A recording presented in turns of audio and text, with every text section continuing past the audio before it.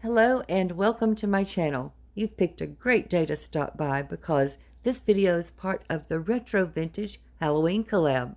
I'll be telling you more about that in a few minutes.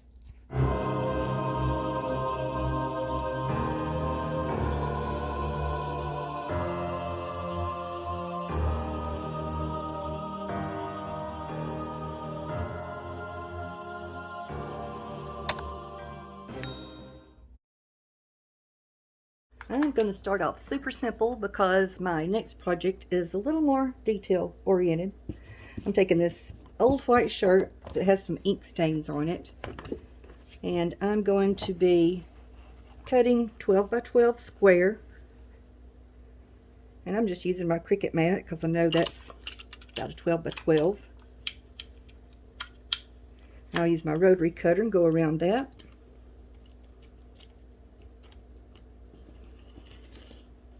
And I'm going to rip so the edges are kind of tattered. I'm going to be making a couple little ghosts, and I'll be gluing these pieces of cloth to the top of just some white milk glass vases.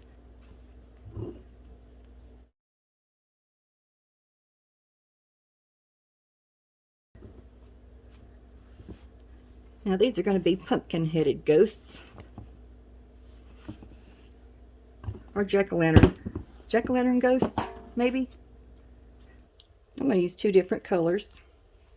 This is a Dollar Tree pumpkin from last year. I feel like y'all are bored with me saying everything's from last year, but it is, because I got to use up what's in my stash, and I don't need that much of a hoard of craft supplies. And oh, the mouth, that's going to be the hard one. How about I just jagged it up? Let's just go all jagged, because it's hard to color around those little lumps on the pumpkin. So we'll just go with that. And I'll color in between the lines.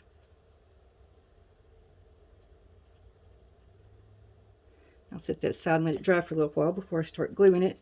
And for this one, I want it to look more like a ghost face. So we're just going to go with two oval eyes.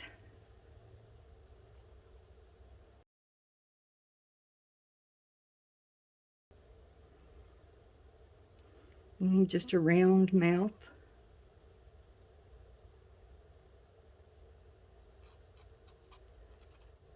And then I will glue those on top of the vases. This one's been sitting a minute, so it should be ready. Pop that right down on there.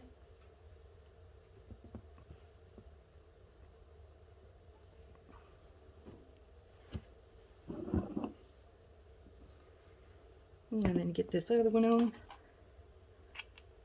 And just like that, this DIY, or DIYs, plural maybe, they are finished. And there are my Halloween pumpkin-headed ghosts. I think they look quite vintage.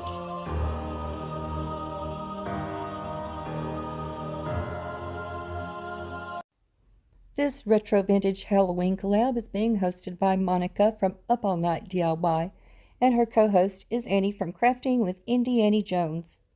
Both these ladies are so fantastic with retro and vintage decor, and I know you're going to want to check those out, so I left their channel links and this play link below.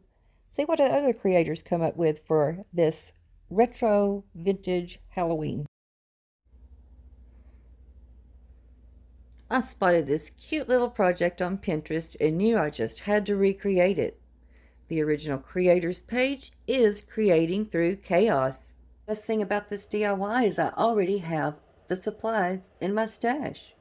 I've got these decorative vintage looking papers from Hobby Lobby. I've got a candlestick that's been used several times that I'll be spray painting with Rust-Oleum 2X. I have some little stickers. These came from Dollar General. I have a Dollar Tree skeleton. I've got a box that I previously covered with shelf liner. The only thing that's not the same is I only have purple Halloween trees. The one in the picture is orange. I may spray paint that. I'm going to start by taking this outside and spray painting it with black. I need to take this contact paper off. I called it shelf liner. Oh, I guess you could call it shelf liner. That's what I usually do with it. I'm going to take that off so I can Mod Podge the paper on, and it's got that cardboard to stick to. I'm just rolling this lid along the edge of the polka dot paper and making some little marks along the way. I'm not going to have any overlap with this. I want it to be just to sit exactly around. And I've already traced the top. And for the bottom, it looks like I'm going to have two pieces, because it won't go all the way around. So I'll mark a spot on that and kind of do the same thing, just tracing along in different areas, putting this box right on the edge of my paper, and then making some little dots along the way. Get me a nice straight line going here.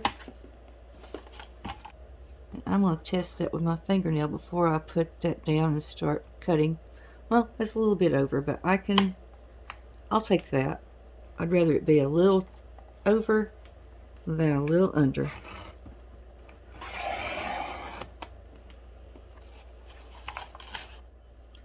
I'm using gloss Mod Podge to attach the papers to the box. And I'm just doing a light coat.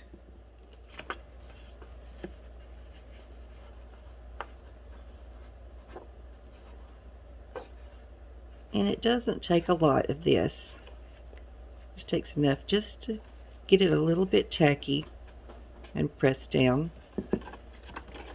And I'm coming up on the spot that I'm going to have to be patching, or what's a better word for patching? That's all that's coming to mind at the moment. I've got to piece it. That's what I was trying to pull out of my brain. I've got to piece it here shortly.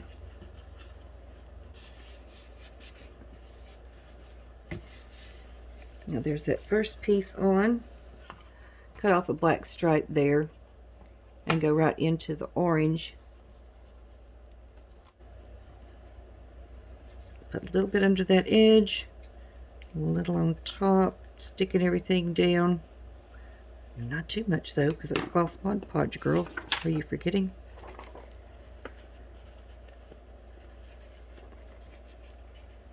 Come right in with that second piece of paper. And I made sure to leave on the excess only at the top. Excess only at the top. This box is not exactly cylinder anymore, circular. I've had this in my stash for so long. Now I'm going to take that edge off with my scissors.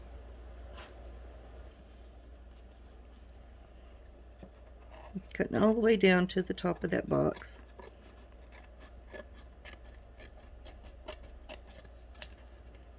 I already have the top piece Mod Podged and dry.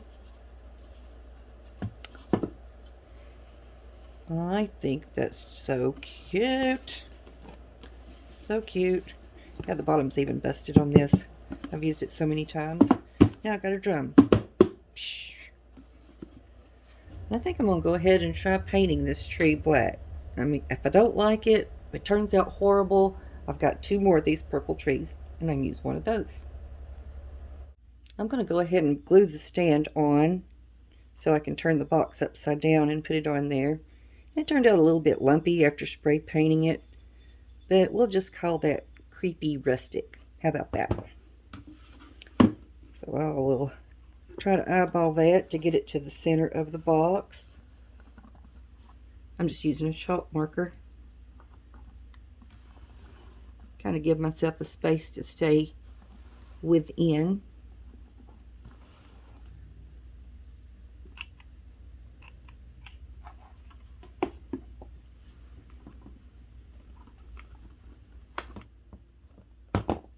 Alright. Here's how my tree turned out after spray painting it black. Still got a little bit of purple sparkle in there, but I think that's just fine. I'm going to try to get my black tree as much into the center of this as I can. Well, maybe I should take the lid off so I'm not so close to the camera. There we go.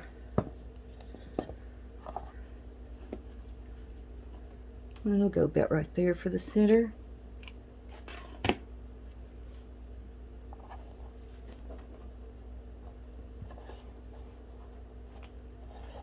And as for our skeleton buddy, I used my heat gun, applied heat to the elbows of this so I could bend his arms up because they were hanging down, dragging. I'm going to park him beside the tree. Let's see, it looks like I've got a little more space here. I'll put him on the side and then kind of looking to the side. Excuse me.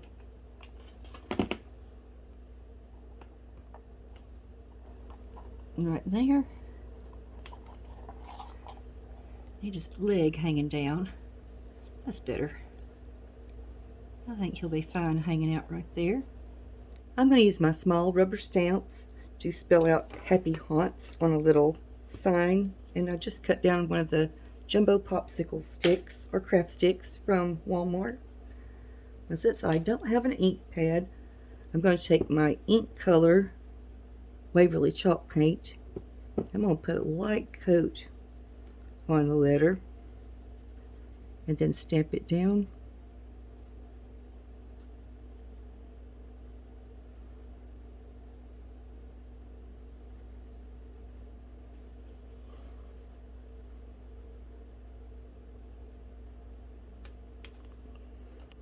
I angled the sides inward at the top since happy has one less letter than haunts. What I want to do is glue this onto a piece of burlap. I'm going to use my glue gun for that. And I'm going to fray out those edges there. Just pulling a couple of little strings around. Like so.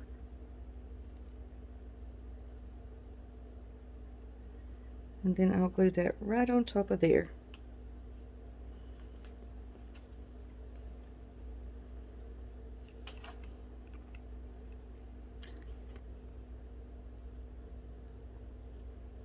There we go.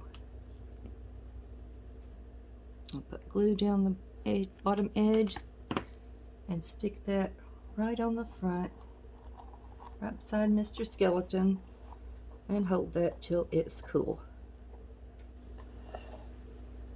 Now I'm going to take my spider rings that I painted orange. I left the ring part black so it could blend in with the tree. And I'll just stick them right into those bristles.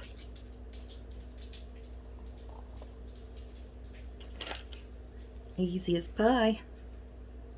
And I decided I also want to, since I've got my stamps on the table still, I'm going to stamp up the front here with the numbers 1031 for Halloween, just to add a little touch.